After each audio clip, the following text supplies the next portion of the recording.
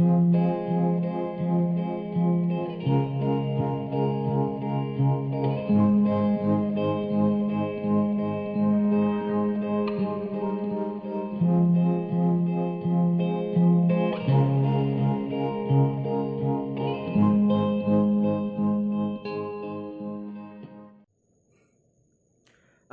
warahmatullahi wabarakatuh.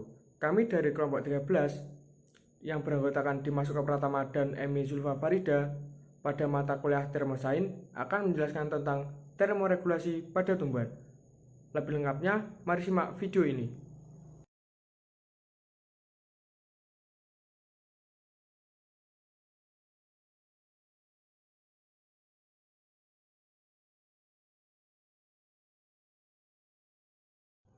Baik, pada pertemuan kali ini saya akan menjelaskan tentang termoregulasi. Lebih tepatnya, termoregulasi pada tumbuhan. Termoregulasi sendiri memiliki arti proses mempertahankan suhu tubuh yang dilakukan oleh manusia, hewan, dan jarang sekali dilakukan pada tumbuhan. Tetapi, ada salah satu tumbuhan yang dapat bertermoregulasi, yaitu adalah Symplocarpus phaeotedus, atau yang biasa dikenal dengan Sigung kubis. Sigung kubis tersendiri tidak tahan beku, tetapi mulai tumbuh dan berbunga ketika masih ada salju di tanah.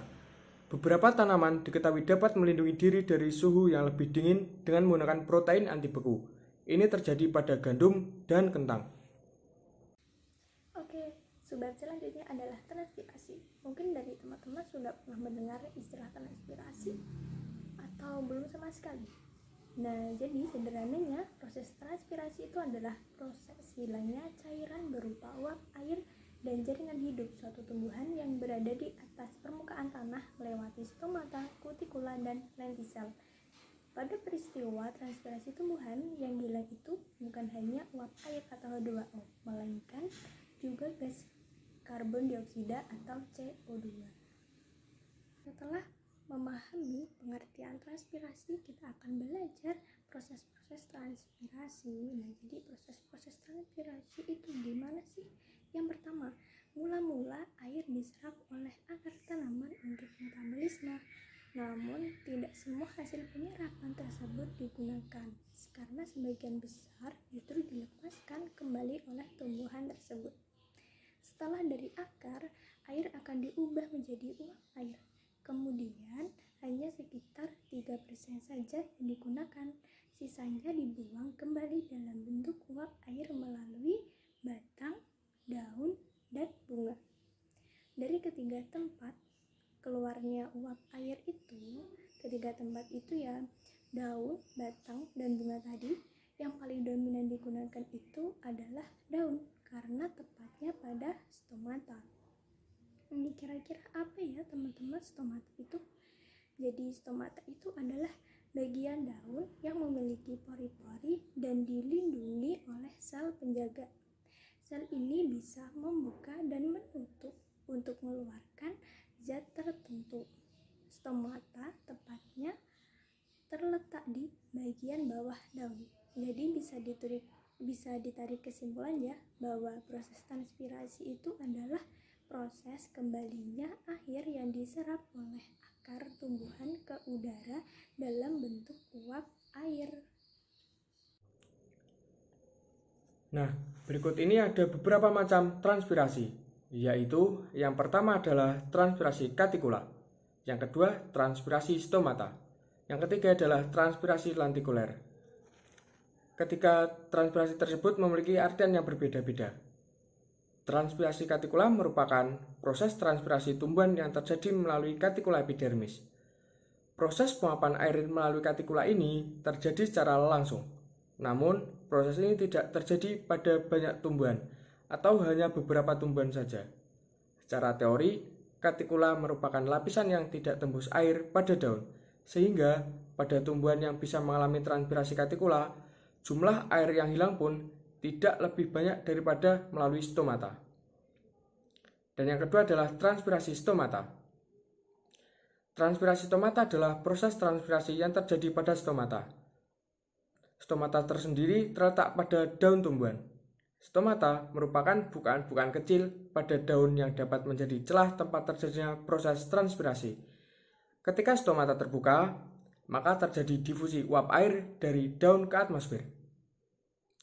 Dan ketiga ada transpirasi lentikuler. Transpirasi lentikuler merupakan proses transpirasi yang terjadi pada kulit kayu dari tumbuhan yang berisi sel-sel tersusun lepas dan dikenal sebagai alat komplementer. Adapun uap air menguap dari jaringan ini sangat kecil, bahkan dari sebuah sumber dikatakan hanya 0,1% dari total transpirasi. Proses transpirasi pada tumbuhan dapat dipengaruhi oleh beberapa faktor loh teman-teman. Faktor-faktor ini bisa jadi mempercepat atau memperlambat laju dari transpirasi tersebut.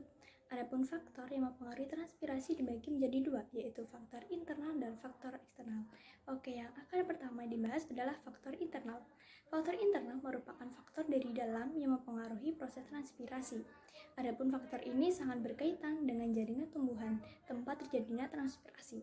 Nah, lebih lengkapnya, berikut beberapa faktor internal yang memberi pengaruh pada transpirasi. Di antaranya ada ukuran daun, struktur daun, permukaan daun, dan yang terakhir stomata daun. Kita perlu tahu bahwa setiap tumbuhan memiliki bentuk dan struktur yang berbeda.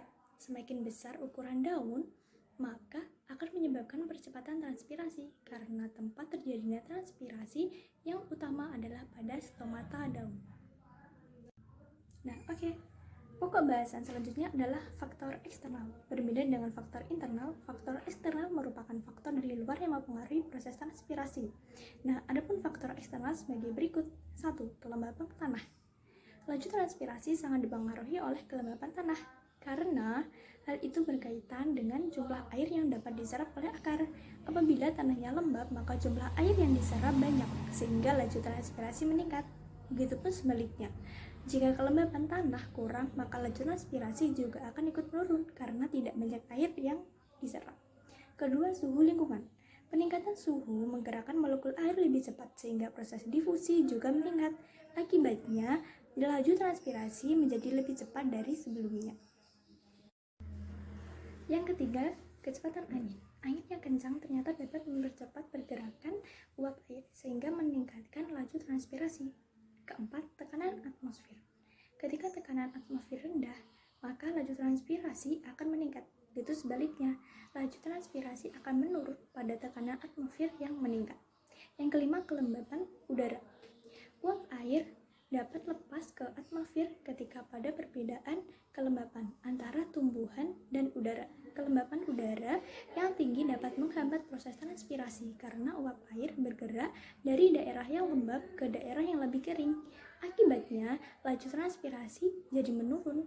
Dan sebaliknya, ketika kelembapan udara rendah, maka laju transpirasi akan meningkat karena kelembaban tumbuhan lebih tinggi. Dan yang terakhir, teman-teman, yaitu efek cahaya. Cahaya menyebabkan stomata terbuka untuk memasukkan CO2 yang berperan penting dalam metabolisme tumbuhan. Nah, pada saat stomata terbuka, maka CO2 masuk ke dalam tubuh tumbuhan dan uap air bergerak ke atmosfer.